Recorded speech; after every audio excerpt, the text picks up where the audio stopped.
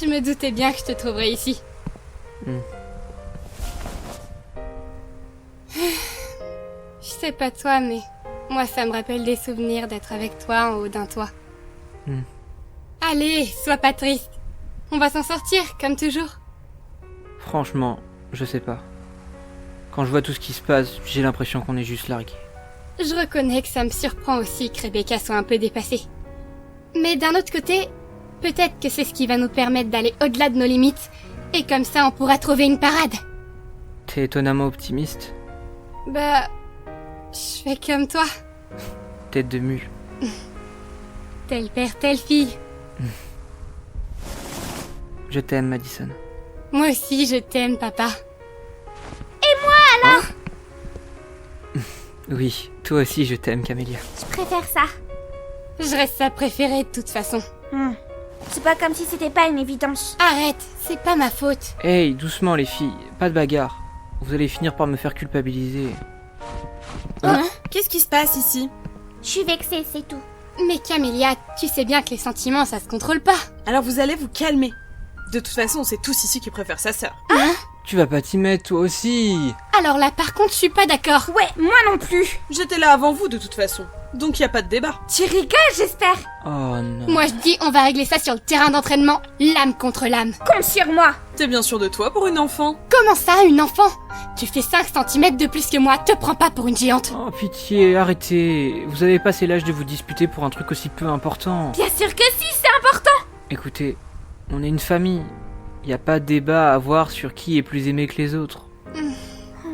Vous êtes pas possible. Hein?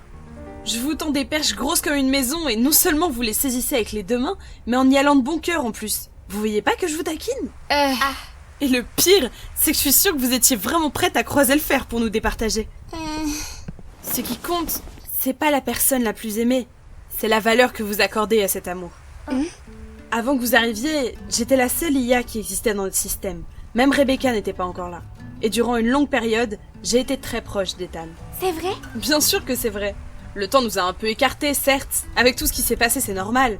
Mais à mes yeux, il reste toujours le même. Et je l'aime autant que c'était le cas au début. Je comprends, oui. La valeur qu'on accorde à l'amour qui nous est donné dépend de notre point de vue personnel. Le comparer est donc une perte de temps puisque personne ne le verra de la même façon. C'est exactement ça. Je voyais pas les choses comme ça. Vous êtes tout ce que j'ai. Et je vous aime tout autant que vous êtes. Nous aussi, on t'aime. Et tu le sais.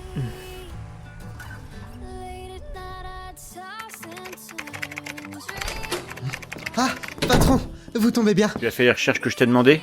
Ouais, et je peux vous dire que Cardinal a bien fait de nous envoyer un enregistrement de cette tête flottante géante. J'ai comparé l'audio de l'extrait avec tout ce qu'on avait dans notre base de données datant de l'année dernière. Et j'imagine que t'as trouvé quelque chose qui nous permettra de mettre un nom sur cet homme qui se revendique être le commandant de Medusa? Eh bien, oui et non. À vrai dire, c'est un petit peu plus compliqué que ça. La seule correspondance que j'ai trouvée colle avec ce que l'homme a dit à l'ADL. C'est bien lui le serpent, l'homme qui avait infiltré les services secrets l'année dernière et qui avait corrompu une partie de nos agents. Oui, je me souviens très bien de qui est cet homme. Et t'as rien d'autre? Malheureusement non. Mais au moins maintenant, on est sûr que c'est bien Medusa qui était derrière tout ça.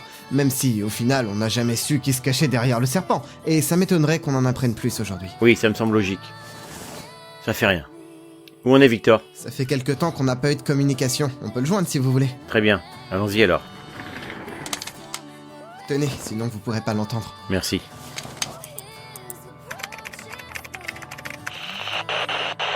Victor, tu me reçois? Oui, je te reçois. Qu'est-ce qui se passe? Les ordres ont changé? Non, t'inquiète pas, le patron est avec moi. Il veut savoir où est-ce que t'en es avec la bibliothèque. Et comme tu m'as rien communiqué depuis pas mal de temps... Il m'entend? Oui, je t'entends Victor. Fais-moi un rapport de la situation. Désolé pour silence radio, mais depuis quelques jours, le lieutenant Cardinal nous fait faire des séries de tests dans le bâtiment. Alors entre les visiteurs qui avaient pas prévu que la bibliothèque soit fermée et tous ces tests plus bizarres les uns que les autres, j'ai pas eu le temps de faire un rapport écrit. Oublie le rapport écrit, Victor. Je veux savoir s'ils avaient trouvé ce que sont exactement ces soi-disant fantômes, et surtout, si le lieutenant Cardinal a trouvé un moyen de s'en débarrasser. À ma connaissance, on n'en sait pas plus. Rien de ce qu'on a fait a pu les faire réagir. Je crois que je commence à me faire à l'idée qu'on n'est pas foutu de faire quoi que ce soit pour aider l'ADL alors qu'on est les services secrets de ce pays. Désolé, patron. mais je vois pas ce qu'on pourrait faire de plus. On pourra pas maintenir la bibliothèque fermée indéfiniment. En plus, c'est quasiment impossible qu'ils arrivent à trouver une solution en quelques jours seulement. On n'a plus qu'à se contenter de faire confiance à l'ADL dans ce cas. Merci Victor, tu peux te remettre au boulot. À vos ordres, patron. Fin de communication. Fin de communication. Ça va, patron? Un concert, Esteban? Tu veux bien me le dire? Je comprends ce que vous voulez dire. Mais bon, c'est comme ça depuis l'existence de la technologie de virtual réalité. C'est juste pas notre domaine. Vu à quel point on est largué, c'est le mot, oui. C'est pas que ça me dérange de me reposer sur le Major Yoshi. Mais ça fait un peu moins d'1 an qu'on se prépare au potentiel retour de Medusa, et au final, on se fait avoir en beauté par des tours de magie sortis de nulle part. Ouais. Moi aussi, ça me fait mal de constater qu'on est vraiment à l'ouest, mais c'est pas pour autant qu'on doit baisser les bras. C'est vous qui m'avez appris ça. Ouais, c'est connerie, c'est plus de mon âge. Abusez pas non plus, vous êtes encore loin de la retraite. C'est gentil, Esteban. Bon, je vais aller faire un tour. Je viens de prendre l'air. Appelle-moi si ça change, même si j'en doute. D'accord, patron.